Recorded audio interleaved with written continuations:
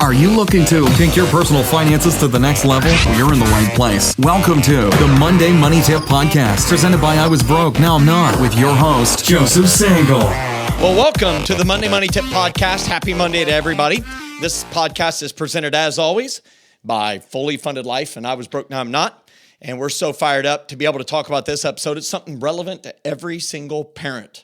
Tell everybody what we're going to be talking about in episode number 144. Yes, 144, if you can believe it. Okay, in this episode, we're talking about how to teach your kids about budgeting. Yes. So our question is, here's a question for you guys. How do I teach my children about budgeting? Any tips? Is there a specific age they should be? Thanks for your help. Awesome. And we love being able to talk about this topic. I love to share the fact that all of us are experimenting with this right now. We still have younger children in the house. I've got one out.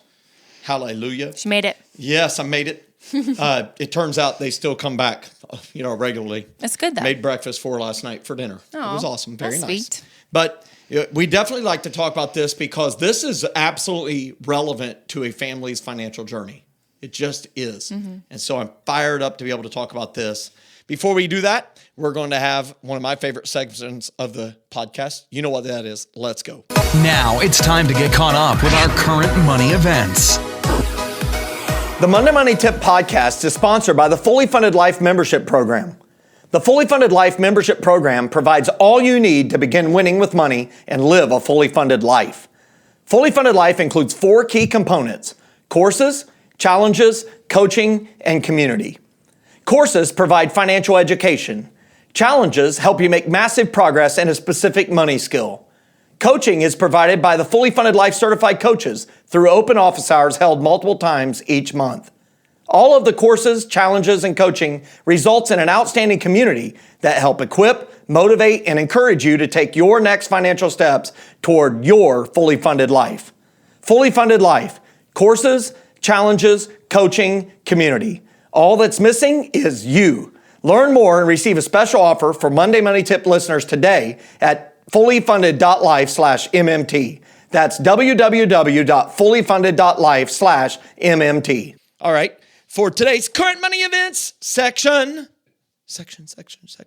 I am talking about the CARES Act cash and all the cash, all the stimmy money. I heard people call it the stimmy check. Stimmy. Yep.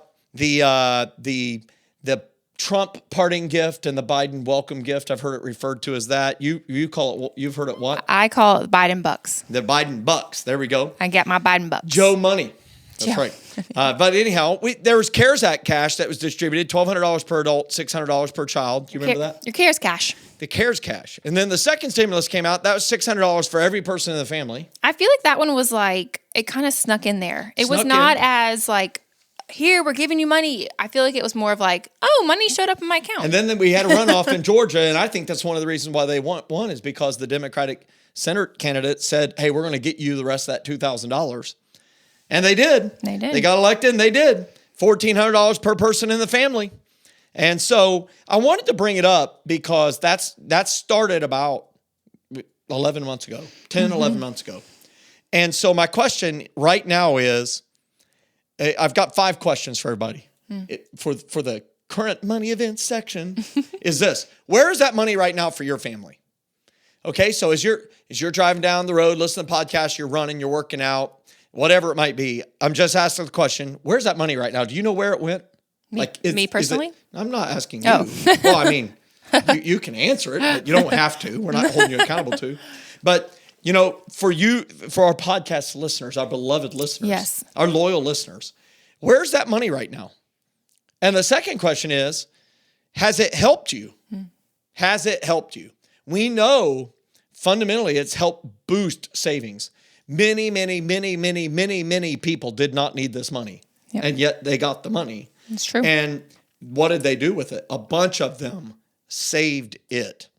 And then the next question is, if you know where the money is right now, and did it help you, did you maximize every dollar? Did you use our mini budget tool? Did all the listening to the podcast, did it help you actually do that? And that's really the fourth question is, did you prepare a mini budget for every dollar so that you maximized every dollar? How did you maximize it? And then the fifth thing that I wanted to say is, did it take care of a right now need? Did it help you catch up on something? Or did it help you prepare for something in the future? And I would really like to run a little survey. Maybe we could do that survey for the whole I was broke, now I'm not family. Yeah. Really? Because it would just be kind of a 2-question quiz. Did you receive the stimulus? If yes, how did it help you? And do a quick survey. You think we should do that? Let's do it. I think it'd be great. And in an upcoming episode, we will share the results of that. And listen, we're only going to share what you share with us. So we really will appreciate you participating in the survey. And so that's it for today's current money events section. Do you know where the money is? Did you keep any of it? Has it helped you? Did you maximize every dollar? Did you prepare a mini budget so that you would maximize every dollar? And did it take care of a right now need? Did it help you catch up on something? Or did it help you prepare for something in the future? Help us out. Take the survey. Thanks. Yeah. And I think it's different for every person. I think that's the thing to remember as you're thinking through those questions is, one listener, one person might have needed to pay down debt. Somebody else might already be up higher on the ladder and they're saying, I'm going to use it for something fun because I don't have to pay off any debt, Others started out at rung 0 and they're catching up on rent. Yeah. So it's different for everybody. And so I don't think there's a right or wrong answer if you're thinking I didn't use it for the right thing. Well, the right thing is different for your family than it is for my family or your family. And that's good that you bring up the ladder because that's why we have the ladder. That's why we have that financial roadmap so that you can make the best financial decision with the money. And so we'll include links to the ladder as well. So that leads us to a success story. Yes. You have a success story to share with everybody? I do. Our success story this week is from Amy, and she attended an FLE at her church in Omaha, Nebraska in 2016, which we've been there a couple more times since then, which is exciting. And she attended with her sister, and she said, "We were so excited to finally have a good road to debt freedom and how easy Joe made it seem. In February, Amy wrote us to tell us that she made her final payment on her student loans, and she said, I have now completed rung 4, that's rung 4 of the I Was Broke Down Not Ladder that we were just talking about. And she said, I could not have imagined being in this place. Thank you, thank you, thank you. Rung 5, here I come." This is awesome.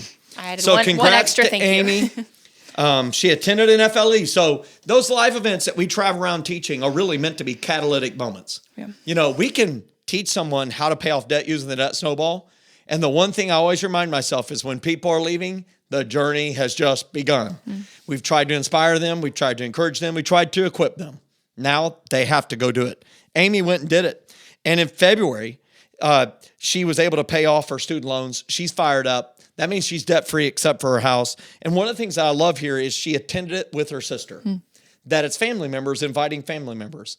And that's really powerful is, the way that we really help transform the way our nation handles money, the way we transform our community, the way we transform it within our family is starting with those that are closest to us, those that we love, our family members, to help them prosper and to be able to invite them to events, to invite them to the podcast, to invite them to all of these free resources we have and to Fully Funded Life, which, costs a whopping, a little over $100 a year to be a part of.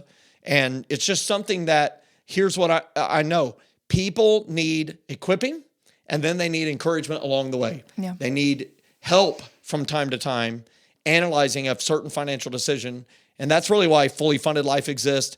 And Amy, she found a lot of help with her family member. Yeah. I love that. Awesome. Anything else you wanted to point out that you saw? I mean, I think people get to rung 4 and they're so excited to get there because they can kill their debt, and then they just stay there. So I think this is a great encouraging story because Amy is she's like, I got rid of all that debt. I'm moving on to rung 5.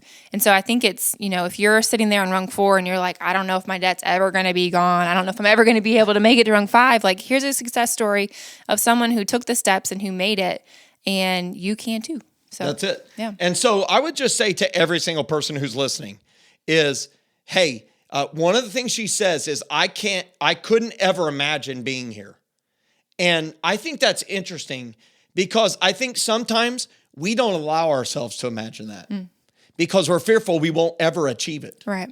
And so that's why I always say, and I would say to Amy, hey, go re-update your plans, hopes, and dreams now. Because if you could never imagine being done with rung 4, there were certainly some dreams you left off your list.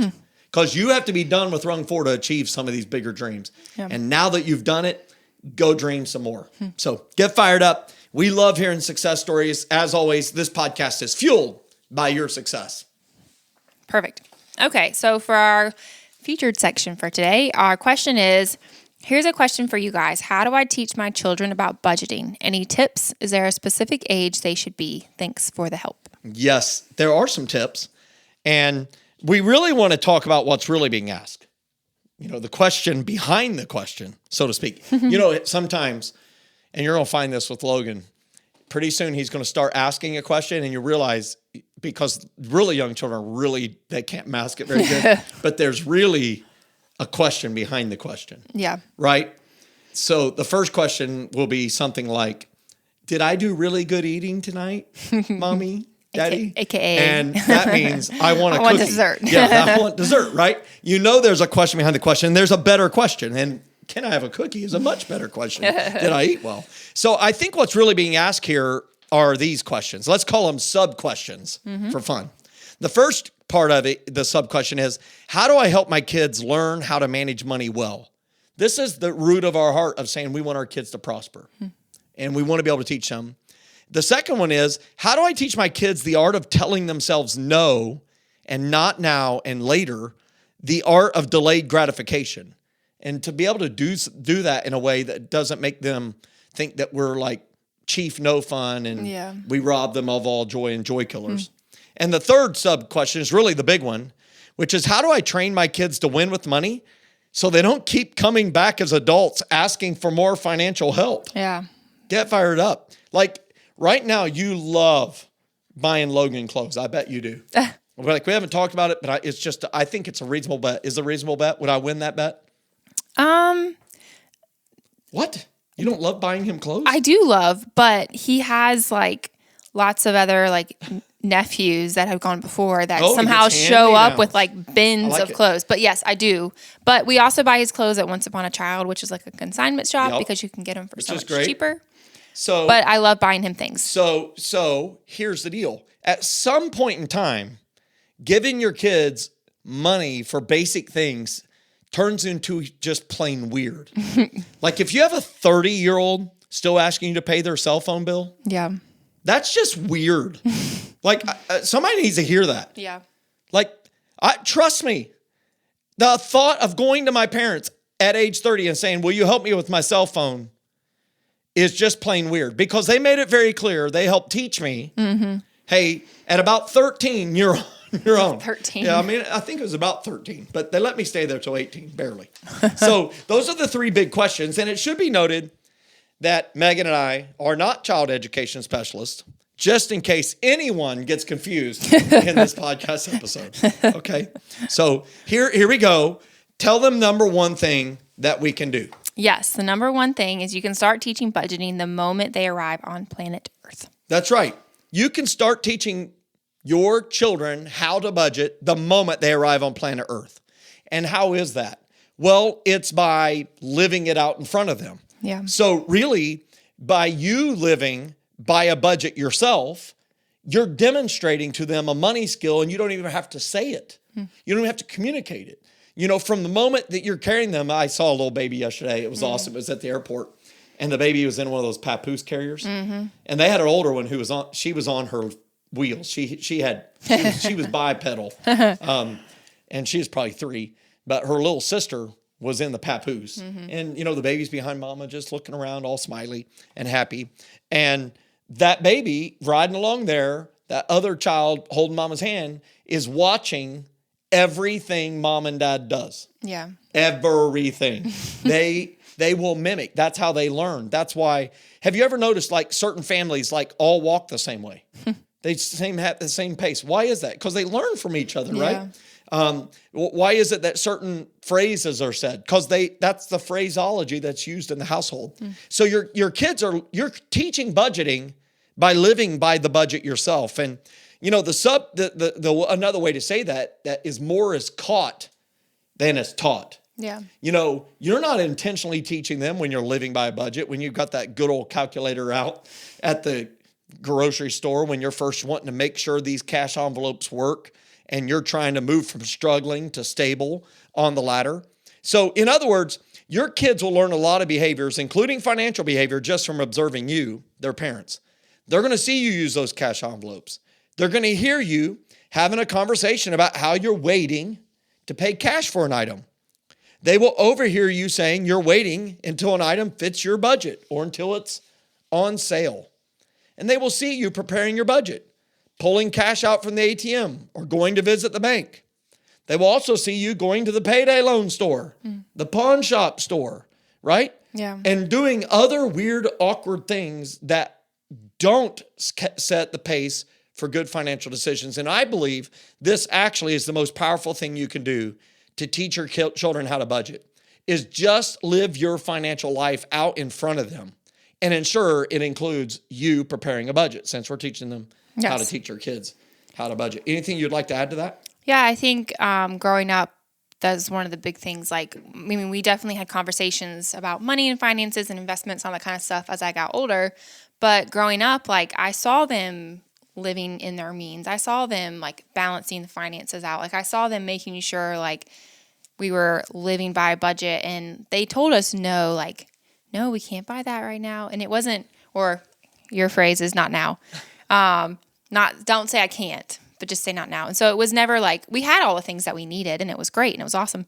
But like, there were ridiculous things that my sister and I wanted. And it was just kind of like, yeah, we don't really need that, you know? Your parents would not buy you an elephant. I don't know why. I wanted a horse and I wanted it in my backyard and we lived in a neighborhood and they said no.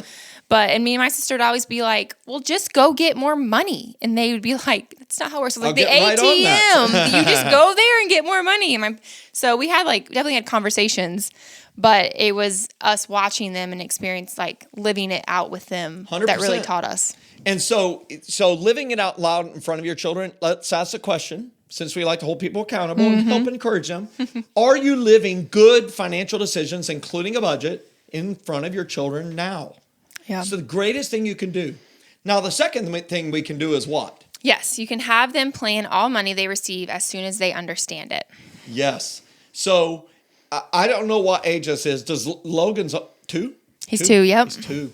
Wild. Unbelievable. I know. And this podcast started before he was on planet Earth. I know. Unbelievable. And now he's 2. And does he understand right now, at 2, do you think he would understand planning his spending right now? No.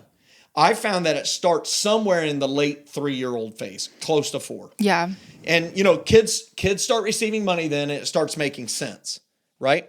And so I remember my daughter was about 2, and I'll never forget this. This was awesome. It was a birthday, and she got 2 cards in the mail from her grandparents.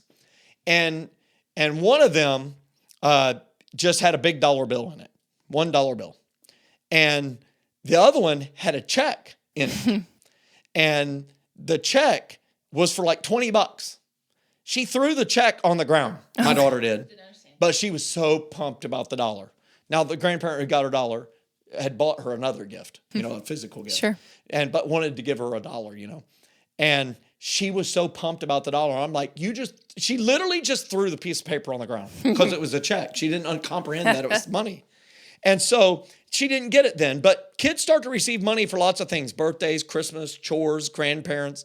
And when children are younger, I found it's best to do this visually. They don't connect the dots between numbers on a sheet of paper and the money itself. So what I do is I go pull it out of the bank in various denominations, including coins, so that it can be split into what I call different buckets. And so we kind of have, in our household, I know the simple ones are give, save, and spend, right? Mm-hmm. Give, save, spend. But I love this term invest. So give, save, invest, plan the rest, because I wanted my kids to learn early and often that compound interest is their friend. Yeah. And they can put money aside for that. And so we literally would put it, give, save, invest, plan the rest. We would identify things that she would want to buy. I remember particularly, a big purple Care Bear she wanted. It was so cute. And she wanted money for it. And she saved for it. And every single time, we showed, hey, a dime of every dollar goes to God and goes to the church to help, further that work. And hey, is there anything else you want to give to? And oh yeah, you need to save the same amount. Oh, you should invest the same amount. What's investing? Investing is where you put it in this stock. Do you like cereal? Yeah, I like cereal. Do you think there's going to be more kids in the future eating cereal or less? I think there's going to be more. Okay, we should invest in a cereal company. So we did. Yeah. Which was in a mutual fund with 200 of its closest stocks, right? But that's how we did it. And then as the children become older and they understand math at a deeper level, it can be planned out on paper. I found that's usually at age 8 to 9. So my son right now is 11. My youngest daughter is 7. And so at 7, she kind of understands this math. My 11-year-old son 100% understands it and connects the dots between these numbers on the page and what he's physically going to do with the money. So does that make sense? Anything you would add to that one? Yeah, I'm trying to remember what my parents did while also taking notes for what I can do for Logan. But I mean, as a 2-year-old, I've told Joe this before, but I think he's the smartest kid ever on the planet because he just is a genius, things he picks up. But he's already picking these things up in the habits that I'm doing and the habits that Jordan's doing. And, we go to the store, we get groceries, we give them the credit card. And that's and so it's even thinking through that of them understanding, oh, well, you just swipe the credit card and then we're good and we can leave and money's paid for. But it's even explaining things like that you might not even know that you're doing. You might be budgeting it in the back end. But all they see is you go to the store and maybe, if you use cash envelopes, obviously they see you use cash envelopes. But if you aren't, or if you're, let me just buy it on Amazon real quick, the one click, you don't even have to put in your credit card information because I already have it. And so it's just things like that to also think through as you're thinking okay, teaching them how to budget, but then also explaining to them, hey, I'm buying this on Amazon or buying this in the store because it's within our budget. And we have the money there. We have the money. Yeah. That's it. And so I think it's that's a key thing to remember as we, more and more things are bought online, more and more now you can order your groceries online and they show up at your doorstep and just kids not even seeing the it's gotta exchange be in the of budget, money. no doubt about it. They don't see a lot of that because you're just doing it on your phone or your computer. And so making sure that that's being communicated too. And on the back end, mom and dad are reconciling the bank account, making sure it's paid, right? Inviting your children into that part of the process, saying, remember, we bought that on the credit card because we plan to pay it off here. Watch me do that. Yep. So then the third thing is to do what? Yep. Number 3 is let them manage money while still in the household. So this is really huge. Let them manage money, more than a little bit while they're still in the household. So I want to explain what I did with my daughter, who's now 21. And I've invited her to show up on an upcoming episode of the podcast so she can tell everybody who listens, what part she liked and didn't like and how I could have done it better. And trust me, she has an opinion on all that. It's going to be awesome. But one of the things we did, and this is different for every child, I think it's somewhere between the ages of 13 and 15. Every parent knows their child and their maturity level to handle this. We started this when my daughter was 14. And what we did is we had her add up all of her living cost. The cost of her clothes each year. She's a runner, so her shoes, because she wears out shoes, she's a cross-country distance runner. Food, for when she would go out with friends. All these different expenses that she would have that we would normally just pay for. And we had her go do the research of what she thought it would be. And she knew why, because we were going to entrust her with that amount of money. We were going to divide it by 12. And also buying gifts for your siblings at Christmas and birthdays and grandma and grandpa, all that. We got all that in there. And she came up with some ridiculous number that was huge, And we're like, nah, the number is this. And we're going to divide it by 12. For us, we started with $200 a month.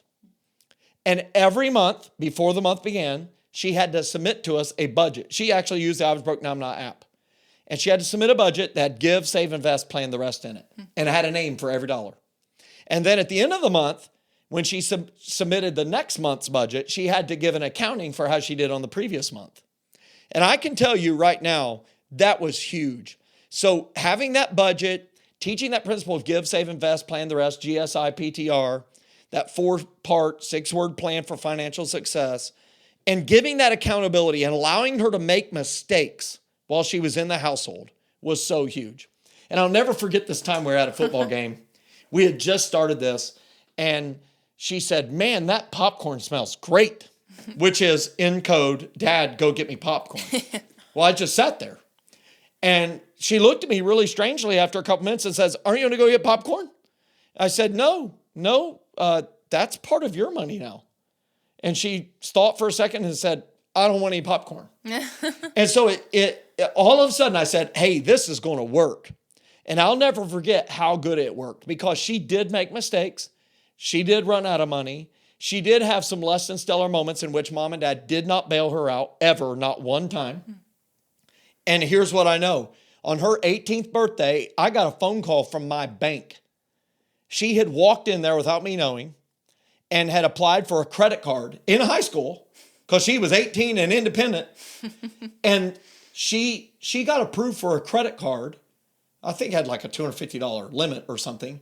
But she was talking so intelligently about money. They called me and said, how in the world did you train your daughter to know about money at this level? Will you come teach our kids? And so that was an amazing compliment.